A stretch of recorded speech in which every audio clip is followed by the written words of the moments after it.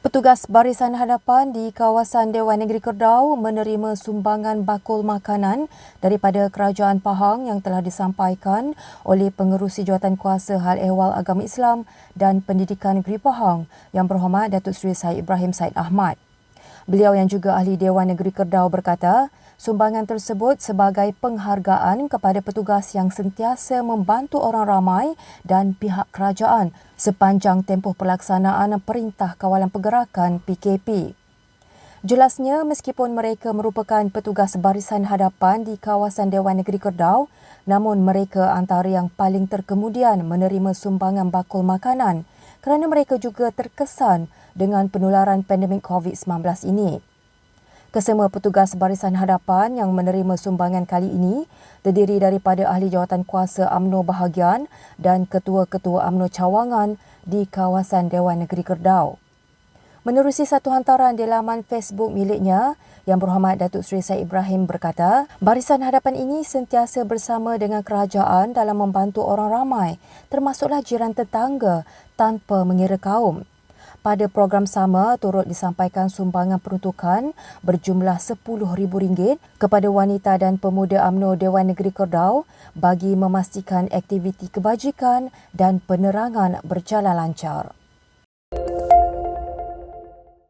Kerajaan Pahang mensasarkan rakyat di negeri ini mencapai imuniti kelompok menjelang 14 Oktober sebelum tiba musim tengkujuh bagi mengelakkan rakyat terdedah dengan pelbagai penyakit jika berlaku banjir.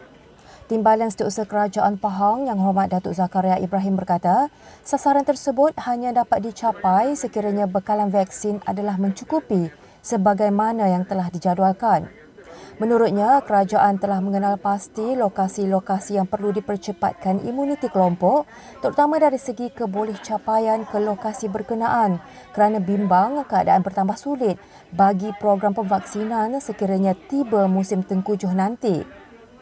Beliau berkata demikian kepada Unit Komunikasi dan Media Pahang UKOM ketika melakukan lawatan kerja ke program outreach vaksinasi POV di Pusat Pemberian Vaksin PPV Sekolah Menengah Kebangsaan SMK Padang Piul, Jerantut.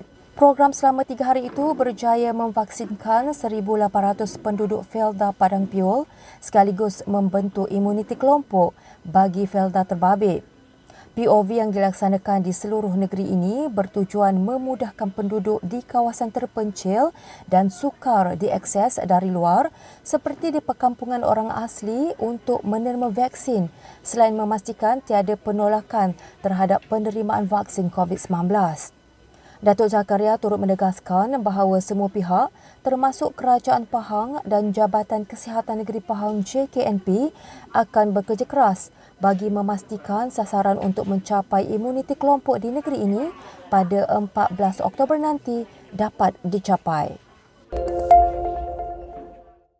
Sebanyak 572 keluarga termasuklah 445 keluarga peneroka dan 127 kaki tangan Felda, guru dan anak peneroka yang terlibat dengan Perintah Kawalan Pergerakan diperketatkan PKPD di Felda Kota Gelangi 2 menerima sumbangan 1,150 ekor ayam segar sumbangan Ahli Parlimen Jerantut Yang Berhormat Datuk Haji Ahmad Nazlan Idris. Sumbangan tersebut telah disampaikan oleh beliau kepada pihak Jawatankuasa Kemajuan dan Keselamatan Rancangan JKKR Felda Kota Gelangi 2 sebelum diagihkan sebanyak 2 ekor bagi setiap keluarga.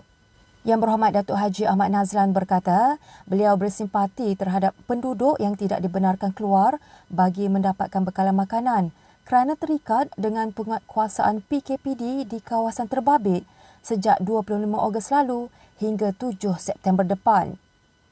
Beliau berkata bekalan ayam diperoleh daripada Pasaraya Darul Makmur Bandar Jerantut untuk keperluan penduduk di Felda Kota Gelangi 2, termasuk mereka yang memerlukan dalam tempoh PKPD. Beliau berkata demikian kepada media di Felda Kota Gelangi 2 di Jerantut. Sebelum ini, Pejabat Parlimen Jerantut pernah menyumbangkan sejumlah 1,300 ekor ikan patin kepada penggiat dan pengusaha pelancongan di Taman Negara Kuala Tahan yang juga terlibat PKPD pada 8 hingga 21 Ogos lepas. Beliau meminta agar penduduk dapat bersabar dan terus mematuhi arahan pihak berkuasa serta prosedur operasi standard SOP dan mengamalkan norma baharu sehingga suasana pulih semula sebelum PKPD ditamatkan.